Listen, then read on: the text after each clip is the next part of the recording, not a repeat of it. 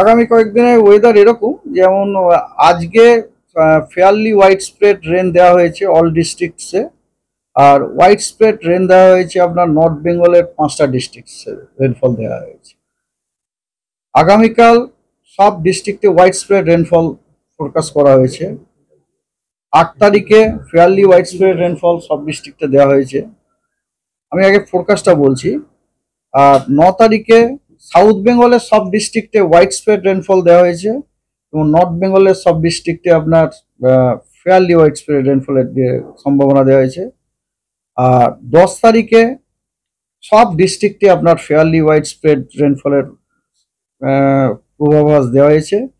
আর 11 এবং 12 তারিখে সাউথ বেঙ্গলের সবকটি ডিস্ট্রিক্টে স্ক্যাটার্ড এবং নর্থ বেঙ্গলের সবকটি ডিস্ট্রিক্টে ফেয়ারলি হোয়াইট স্প্রেড।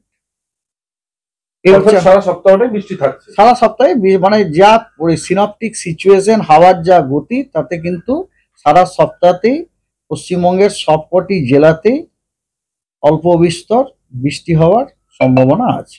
সঙ্গে কি হ্যাঁ, এবারে ওয়ার্নিং আছে, ইয়েস, তার সাথে ঝড়েরও আছে। যেমন ধরুন আজকে কালবৈশাখী স্কোয়ালি উইন্ডের সম্ভাবনা সতর্কবার্তা দেওয়া আছে along with heavy rain. Heavy rain মানে 7 সেন্টিমিটার থেকে 11 সেন্টিমিটার সতর্কতা দেওয়া হয়েছে অরেঞ্জ। সেখানে যে 2টি 24 পরগনা, নদিয়া এবং মুর্শিদাবাদে। এবং আজকে কালবৈশাখীর ঝড় 50 থেকে 60 কিলোমিটার বেগে, তার সম্ভাবনা আছে ইস্ট বর্ধমান এবং বীরভূমে। এবং বাকি জেলাগুলিতে আপনার বজ্রবিদ্যুৎ সহ বৃষ্টি, lightning along with gusty wind 40 থেকে 50 কিলোমিটার পার আওয়ারের সম্ভাবনা আছে। এর মধ্যে জলপাইগুড়ি এবং কোচবিহারে কিন্তু হেল স্টর্মের সম্ভাবনা দেওয়া আছে and 50 to 60 kilometre gusty wind maximum. আগামীকাল আপনার কালবৈশাখী স্কোয়ালি উইন্ড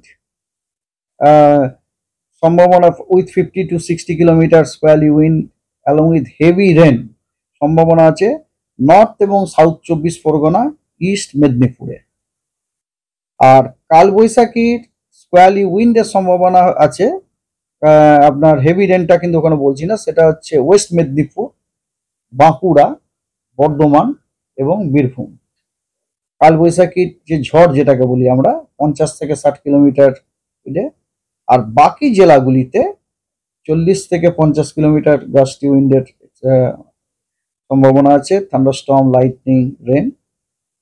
8 তারিখে কালবৈশাখীর কোনো সতর্কবার্তা নেই, কিন্তু 8 তারিখে সব জেলাতেই thunderstorm, lightning, rain, gusty wind with maximum wind speed 30 to 40 kilometre per hour পশ্চিমবঙ্গের সবকটি জেলাতেই দেওয়া হয়েছে।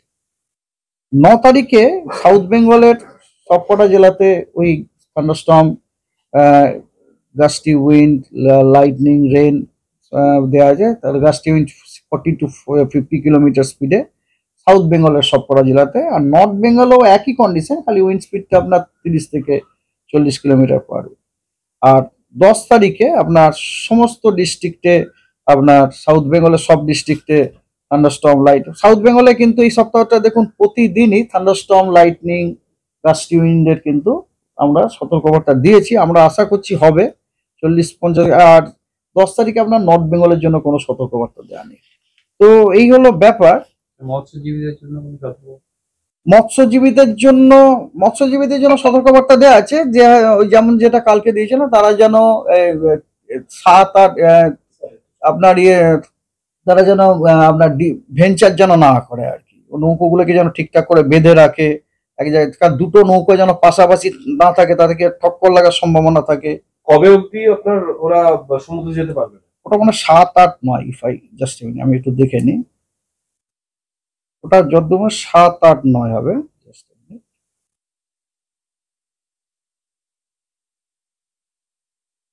Fisherman, no?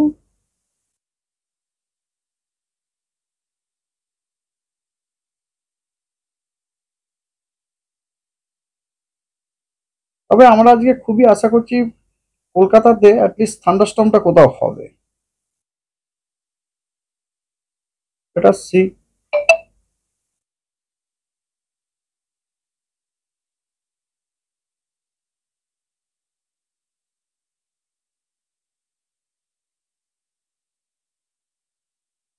আজকে দেওয়া হয়েছে 6, 7, 8, 6, 7 আর 3 দিনে দেওয়া হয়েছে। হ্যাঁ, আজকে তো দেওয়া হয়েছে, এটা কালও আমরা যেমন সিচুয়েশন দেখবো তেমন আমরা। আচ্ছা, মোবাইলটা হ্যাঁ। একদম যেমন ভাবে বলেন আপনি। হ্যাঁ। কবে অবধি ফিশারম্যানরা বা মৎস্যজীবীরা সমুদ্রে যেতে পারবে? আজকে তো দেওয়াই হয়েছে, আজকে দেওয়া হয়েছে, কালকে আবার আমরা সিচুয়েশন দেখে আমরা আবার আপডেট করবো। কলকাতায় বৃষ্টিপাত কখন? দেখুন, কলকাতার বৃষ্টিপাতের তো সম্ভাবনা আমরা আজকেও বলেছি, তবে আজকে না হলেও কাল থেকে অবশ্যই বৃষ্টি হবে। আর আজকে আমরা আশা করছি থান্ডারস্টর্মটা অবশ্যই হবে, থান্ডারস্টর্ম, লাইটনিং, হ্যাঁ, এবং গাস্টি উইন্ড, এটা অবশ্যই হওয়ার সম্ভাবনা খুব বেশি। তবে বৃষ্টির সম্ভাবনাটা খুবই বেশি আগামীকাল থেকে। আজকেও অবশ্য আমরা কলকাতাতে বৃষ্টির সম্ভাবনা দিয়েছি, কিন্তু এখনো পর্যন্ত হয়নি। লেট আস সি কি হয়। আগামীকাল থেকে কদিন কলকাতাতে আপনার 7 তারিখ, 8 তারিখ, 9 তারিখ, 10 তারিখ, 3 দিনই ভারী বৃষ্টি। 7, 8, 9, 7, 8 না, ভারী বৃষ্টি না, অনেকখানা জায়গা জুড়ে।